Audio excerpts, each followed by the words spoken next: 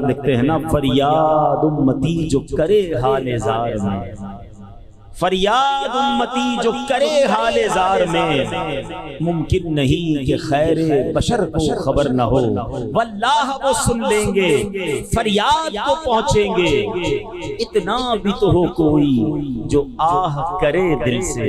تو ہمیں دل سے فریاد کرنی ہے، آقا علیہ الصلوۃ والسلام پر درود پاک کی کثرت کرنی ہے۔ آج بھی وہ غلاموں پر مہربانی فرماتے ہیں، نبی پاک کی خاص نگاہ کرم جسے مل جائے اس کے سارے بگڑے کام سنور جاتے ہیں۔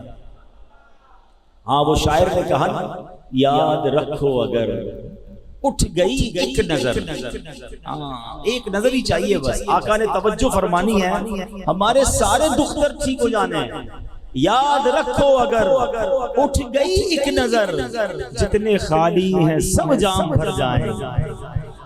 اللہ وہ نگاہ عنایت ہمیں بھی عطا فرمائے۔ حاضر ہے در دولت پہ گدا، سرکار توجہ فرمائے، محتاج نظر ہے حال میرا، سرکار توجہ فرمائیں۔ آئیے مل کر محبت کے ساتھ بآواز بلند درود پاک پڑھ لیں، صلو علی الحبیب صلی اللہ تعالی علی محمد صلی اللہ علیہ وسلم۔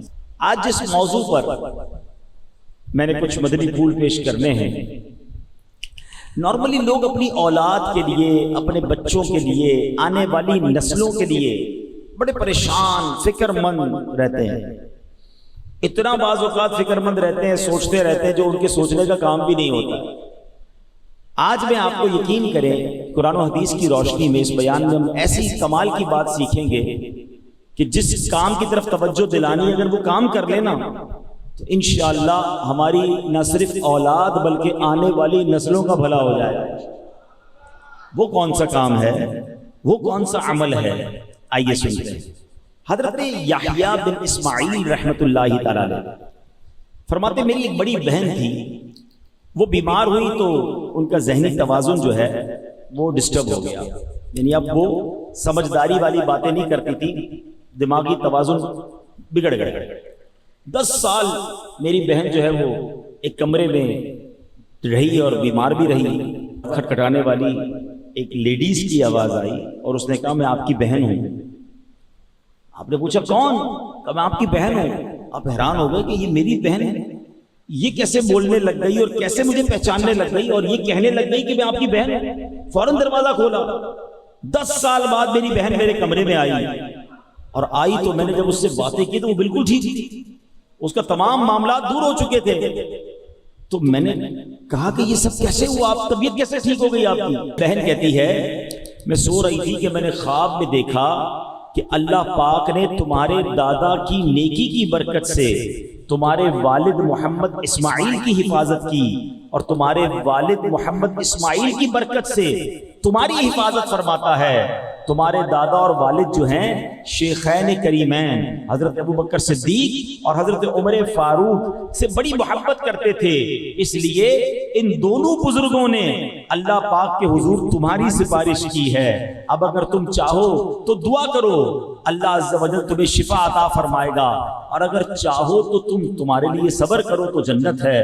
یعنی اس لڑکی کو یہ آپشن دیا گیا کہ اگر تم کہو، وہ بزرگ کہتے ہیں میں تمہارے لیے دعا کر دیتا ہوں، شفا مل جائے گی، اور اگر صبر کرو تو جنت ہے۔ سبحان اللہ۔ وہ لڑکی بڑی سمجھدار تھی، کہتی ہے حضور جنت تو میں چاہتی ہوں مگر اللہ کی رحمت تو بہت بڑی ہے نا، اگر شفا بھی مل جائے اور جنت بھی مل جائے تو اس سے اچھی کیا بات ہوگی۔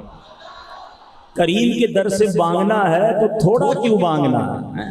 کچھ لوگ بڑا کس کو کہتے ہیں تھوڑا تھوڑا مانگ رہے ہوتے ہیں، یا اللہ بس یہی دے دے، بھائی اتنا ہی دے دے۔ ارے تمہارا دامن تھوڑا ہے، میرے رب کے خزانے تھوڑے نہیں ہیں۔ تو کریم ہی جو ٹھہرا تو کرم کے کیا ٹھکانے، تو کریم ہی جو ٹھہرا تو کرم کے کیا ٹھکانے، تو نوازنے پہ آئے تو نواز دے زمانے۔ اب وہ لڑکی کہتی میں نے بزرگوں سے کہا کہ شفا بھی مل جائے اور جنت بھی مل جائے تو اس سے بڑی کیا بات ہوگی۔ اللہ اکبر۔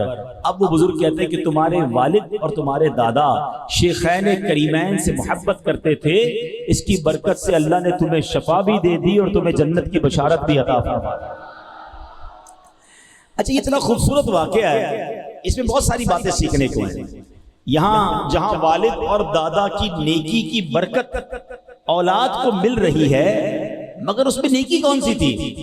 نیکی یہ ہے کہ صحابہ سے محبت ہے، شیخین سے محبت ہے. سبحان اللہ. تو پتہ چلا کہ صحابہ اور اہل بیت اور اللہ کے نیک بندوں کی جو محبت ہے نا، وہ بندے کو بہت ساری مشکلوں سے بچا لیتی ہے. سبحان اللہ. جبھی تو ہم کہتے ہیں نا کہ ہم کو صحابہ اور اہل بیت سے پیار ہے. انشاءاللہ دو جہاں میں اپنا بیڑا ہر صحابی نبی، ہر صحابی نبی، ہر زوجہ نبی.